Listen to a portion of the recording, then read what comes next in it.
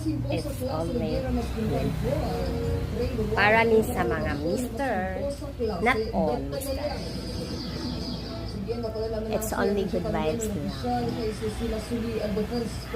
Akong gisugo ang akwang mister na bumili ng ulam sa tindahan para kami ay may ulam.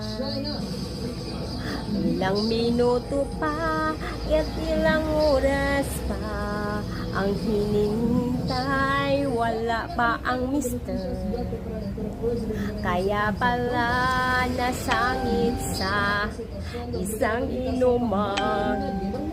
Ang pambili ng ulam ay binili ng ala. Kaya ngayon ay wala kaming ulam. Ang kalalabasan, gutom among dito. Kaya mga mister, not all tanang mister, maging responsable para walay magutom. Kaya mga mister, ikaw nang mag-isip.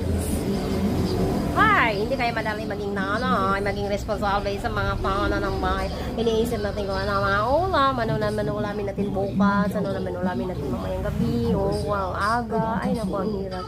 Baon pa ng mga bata, mga obligasyon natin sa araw-araw. Ay, ang hirap kaya. Kayo na lang maging nanay, kayo na lang maging tatay. Sabi pa nila, ang tatay ay haligi ng tahanan. Hindi naman haligi ng tahanan. Ang nanay nag-iisip lahat. Ang nanay nag-iisip kung anong kainin sa aga, anong kainin ng ulam, anong baunin sa mga bata. May laman pa ba ang bigasan o wala? Ay, naku, ang hirap ng maging nanay. Pero laban lang. Smile. Smile lang.